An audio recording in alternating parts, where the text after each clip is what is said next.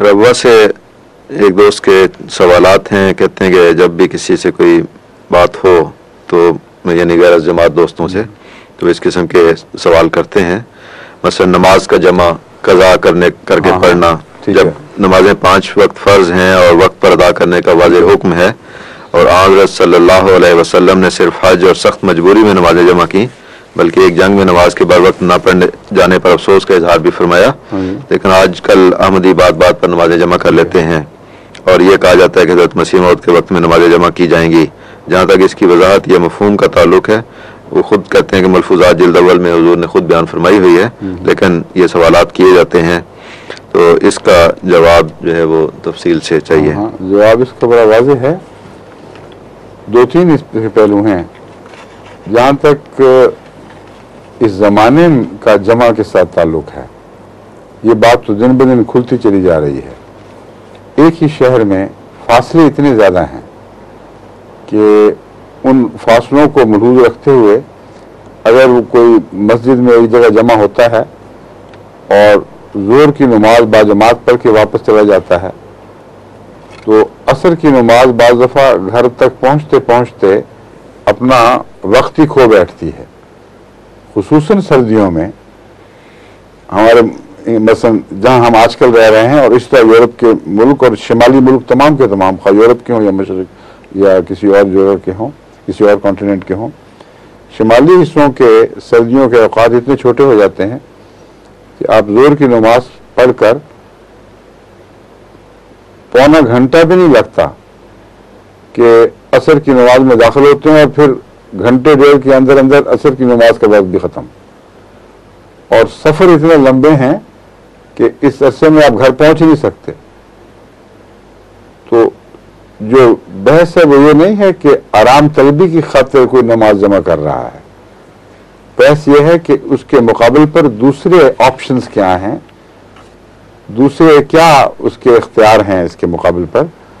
تو اختیار یہ ہیں کہ یا تو با نماز جماعت سے فائدہ اٹھائے اور سکون کے ساتھ جو نماز کا حق ہے باوضو اکٹھے با جماعت نماز ادا کرے اور جمع کر لے، اور نہیں کرنی تو خطرہ مول لے یا نماز قضائی ہو جائے، یا سفر میں بیٹھے بیٹھے اکیلے، وہ جو باقاعدہ سفر بھی نہیں اصل میں، وہ گاڑی میں بیٹھے ٹکرے مارے اور نہ قبلے کا رخ صحیح معین ہو، نہ اس کو سلیقہ نماز کا جو ہونا چاہیے وہ پورا موجود ہو.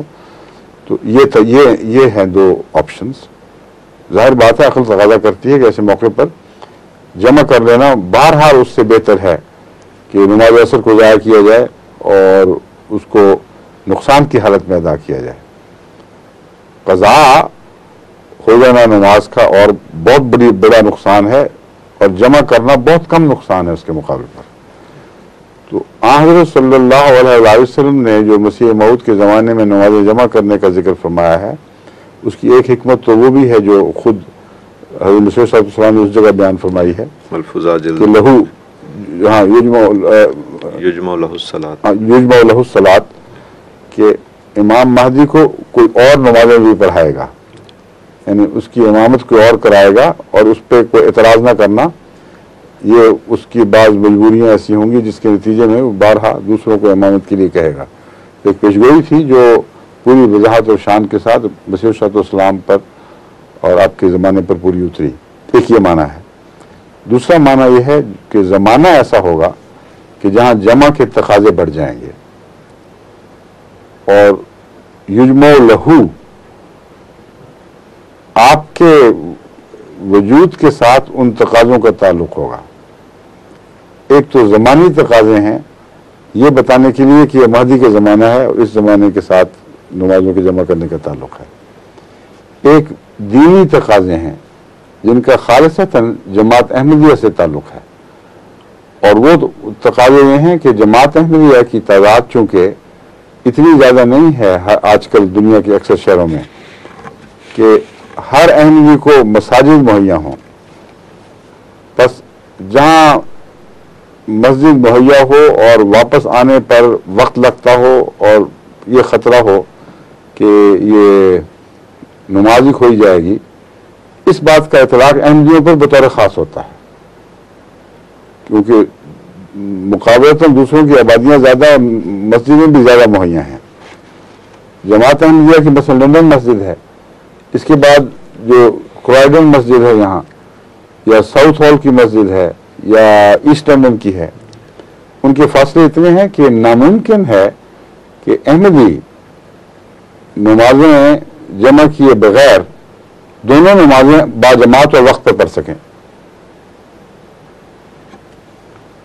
گرمیوں میں نہیں، گرمیوں میں ہو سکتا ہے، سردیوں کی بات میں کر رہا ہوں. بس سردیوں میں جماعت احمدیہ کو یہ سہولت دی جاتی ہے کہ یہاں جب وہ جمعے پہ نماز پڑھنے آتے ہیں تو ہم نمازیں جمع کرا لیتے ہیں، عصر کی نماز جمعے کے ساتھ پڑھ لیتے ہیں. تو اسی طرح بہت سی اور باتیں ہیں جن کا مسیح موعود علیہ السلام سے خصوصی تعلق ہے. دینی مجالس جتنی جماعت احمدیہ میں لگتی ہیں اور جتنے جلسے اور سوال جواب کی مجالس جماعت احمدیہ میں ہو رہی ہیں اتنا دنیا کی کسی جماعت میں نہیں ہے. اور کثرت سے دینی غرض سے اجتماع ہو رہے ہیں. ان دینی اجتماعات کے لیے رسول اللہ صلی اللہ علیہ وسلم کی قطعی سند موجود ہے کہ دینی اغراض کے لیے تم جب جمع ہو تو سفر کی شرط نہیں ہے اور بارش کی شرط نہیں ہے، ایسی صورت میں نماز جمع ہو سکتی ہے. چنانچہ یہ صحیح حدیث ہے کہ حضرت صلی اللہ علیہ وسلم نے دینی مجلس کے وقت نمازیں جمع کر کے پڑھی جبکہ نہ بارش تھی، نہ سفر تھا، نہ کوئی خطرہ تھا. بس رسول اللہ علیہ وسلم کی سنت اس سنت کو آپ نے بھلا دیا سوال میں، اور یہ کہہ دیا ہے کہ سوائے جنگ کی مجبوری کے، سوائے بہت اور مجبوریوں کے، سفر وغیرہ کے، رسول اللہ علیہ وسلم نماز جمع نہیں کرتے تھے. یہ غلط بات ہے. حقیقت میں ثابت شدہ حقیقت ہے کہ دینی غرض کے لیے اکٹھے ہونے پر نماز جمع ہوئی. اور حج کی جو آپ نے مثال دی ہے وہ اس موقف کو اور زیادہ شدت کے ساتھ ثابت کر رہی ہے. حج کے موقع پر یہی تو مشکل ہے کہ تعداد زیادہ ہے اور ان کے ٹھہرنے کی جگہ دور دور ہیں، اور ان کے لیے ممکن نہیں ہے کہ سہولت کے ساتھ عصر ظہر کی نماز پڑھنے کے بعد عصر کے لیے پھر وہاں جمع ہوں، مغرب کی نماز جمع پڑھنے کے بعد عشاء کے لیے پھر جمع ہوں. تو حج نے تو نمونہ قائم کیا ہے، استثناء نہیں رکھا. اور یہ جو نمونہ ہے، یہ نمونہ اپنی ذات میں جو حکمت رکھتا ہے وہ جن حالات کے ساتھ بھی تعلق رکھے گی اس حکمت کا تقاضا ہوگا کہ وہاں نماز جمع کر لی جائے. بس دینی اغراض سے جب جماعت احمدیہ جمع ہوتی ہے اس وقت اگر یہ بات ممکن نہ ہو کہ سہولت کے ساتھ لوگ بیچ میں نماز پڑھیں پھر الگ ہوں، پھر دوبارہ اکٹھے وضو وغیرہ کے لیے الگ ہوں، پھر اتنا بڑا مجمع اپنا پورا وقت لے کر دوبارہ جمع ہو، تو جمع کرنا ہرگز سنت رسول کے مخالف نہیں ہے بلکہ اس کی تائید ہے. اور حج والی جمع کا جو مفہوم یا حج میں جمع کرنے کی جو حکمت ہے وہی حکمت ہے جو یہاں جمع کا تقاضا کرے گی یا اس کی اجازت دے گی. یہ پہلو بھی مد نظر رکھ لیجیے. دوسری بات یہ رکھنی چاہیے پیش نظر کہ جہاں نمازیں جمع کرنے کی عادت پڑ جائے اور حقیقت سے ہٹ کر اپنے نفس کی سہولت کے لیے خام خواہ بہانے بنا لیے جائیں، وہاں ضروری ہے کہ نمازوں کو جہاں تک ممکن ہو الگ الگ پڑھا جائے. چنانچہ ہم یہاں یہ احتیاط کرتے ہیں کہ سردیوں کے صرف اس حصے میں جمعے کے ساتھ ظہر کی نماز جمع کرتے ہیں جس حصے میں ہم جانتے ہیں کہ اگر نہیں کریں گے تو دوسرا نقصان اس سے بہت زیادہ ہے. اور جہاں دن اتنے بڑے ہوئے کہ جمعے پہ آنے والے واپس جا کر عصر کی نمازیں اپنے مساجد میں بھی ادا کر سکتے ہیں، وہاں ہم اس کو ختم کر دیتے ہیں. تو یہ اسی لیے کہ جو نمازوں کے وقت پر پڑھنے کی عادت ہے وہ قائم رہے. بعض لوگ ویسے ہی یہ سمجھ کر کہ گویا کہ اجازت ہے رسول اللہ مسیح موعود کے زمانے میں یا مہدی کے زمانے میں نمازیں جمع ہونے تھیں اس لیے ہم جمع کریں، یہ غلط کرتے ہیں. یہ مراد ہی نہیں ہے. اس سے اس زمانے کی مجبوریوں کا ذکر ہے، اس زمانے کی دینی ضروریات کا ذکر ہے. لوگوں کو تناسانی کی اجازت نہیں دی گئی، لوگوں کو آرام پسندی کی اجازت نہیں دی گئی. اس لیے جو لوگ بھی گھروں میں بیٹھ کر خواہ مرد ہوں یا عورتیں نمازیں جمع کرنے کے عادی ہیں وہ غلط کر رہے ہیں اور قرآن اور سنت کے مطابق نہیں ہے ان کا فعل. اللہ بہتر جانتے ہیں ان کی نمازوں کی کیا حیثیت ہے خدا کے نزدیک، وہ تو وہی فیصلہ کرے گا، مگر ظاہر کا جہاں تک تعلق ہے وہ غلط طریق ہے، اس کو رواج نہیں دینا چاہیے. ایک اور بات اس ضمن میں آپ کو پیش نظر رکھنی چاہیے کہ گھروں میں بھی آپ نمازیں جمع کرنے کی بجائے الگ الگ بھی پڑھیں اور باجماعت پڑھا کریں، تو اس سے اور بھی زیادہ اہمیت ہو جائے گی نماز کے وقت کے پڑھنے پر، نماز کے وقت کے پڑھنے کی، وقت پر پڑھنے کی. اور آپ کے جو بچے جوان ہوں گے ان کو نہ صرف وقت پر پڑھنے کی عادت ہوگی بلکہ نماز باجماعت پڑھنے کی بھی اہمیت ان کے دلوں پر واضح ہو جائے گی اور نقش ہو جائے گی. بڑے ہوں گے وہ جب توفیق ملے گی باجماعت پڑھا کریں گے. آخری بات یہ ہے کہ آپ کا یہ کہنا کہ ماقوتہ سے مراد صرف 5 الگ الگ وقت ہیں، یہ درست نہیں ہے. اس ماقوت کے 3 حصے ہیں اور ان میں سے 2 حصے ایسے ہیں جو آگے پھر 2 حصوں میں منقسم ہوئے ہیں. حضرت صلی اللہ علیہ وسلم نے جمع ظہر اور عصر کو کیا ہے مگر فجر اور ظہر کو کبھی نہیں کیا اور عصر اور مغرب کو کبھی جمع نہیں کیا. یہ بتا رہا ہے کہ یہ فعل حضرت صلی اللہ علیہ وسلم کو بتا رہا ہے کہ جمع ہوتی ہی وہاں ہے جہاں ایک نماز کا وقت دوسری نماز کے ساتھ ملا ہوا ہے، اور وہاں جمع کرنا قضا کا مفہوم نہیں رکھتا. بس حضرت صلی اللہ علیہ وسلم نے کبھی بھی خواہ جنگ ہو یا امن ہو جمع کرتے وقت یہ شکوہ نہیں کیا کہ ہماری نماز قضا ہو گئی، ضائع ہو گئی. یہ تاریخ اسلام کو غلط سمجھا گیا ہے اور غلط رنگ میں آپ کے خط میں پیش کیا گیا ہے. حضرت صلی اللہ علیہ وسلم نے جنگ احزاب میں جب دشمنوں پر ایک قسم کی بددعا کی اور اس شکوے کا اظہار فرمایا، وہ 5 نمازوں کو اکٹھا پڑھنے کا واقعہ ہے.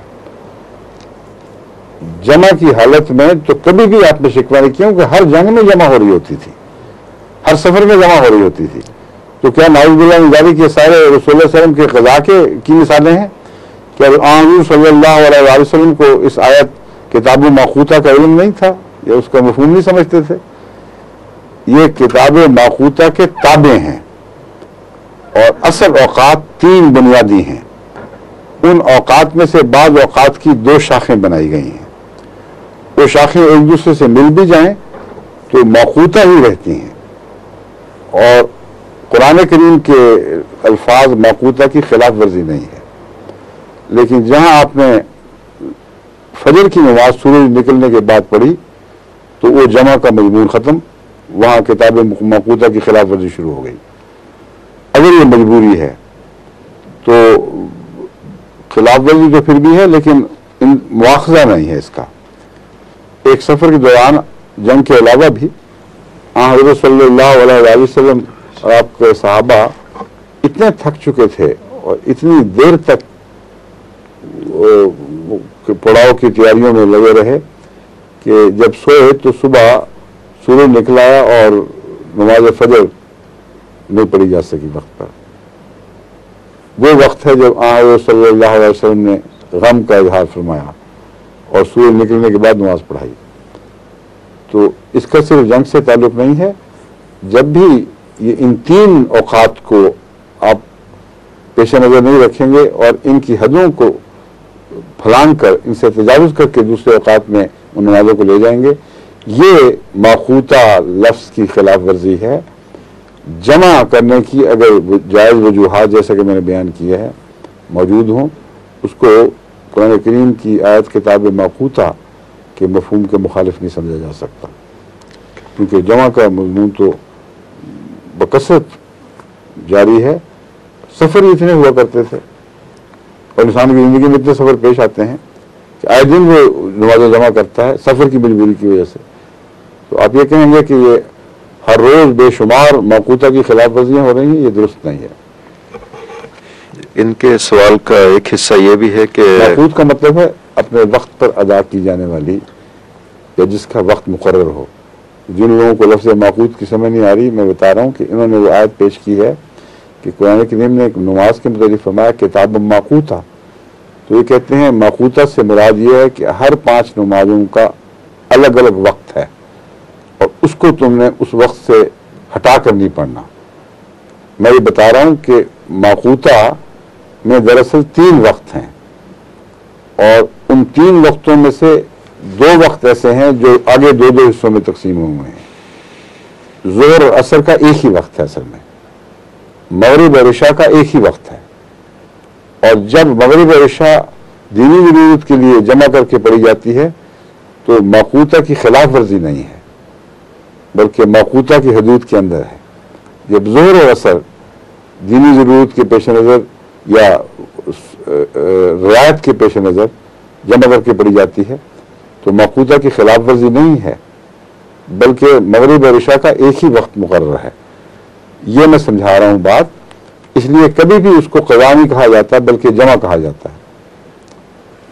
جہاں 3 وقتوں کی حدیں پھلانگ دی جائیں، ظہر کو سورج کے بعد پڑھا جائے یا عصر کو مغرب کے بعد پڑھا جائے یا عشاء کو صبح کے وقت پڑھا جائے جبکہ پاؤں پھٹ چکی ہو، تو یہ وہ خلاف ورزیاں ہیں جو 3 اوقات کی خلاف ورزیاں ہیں۔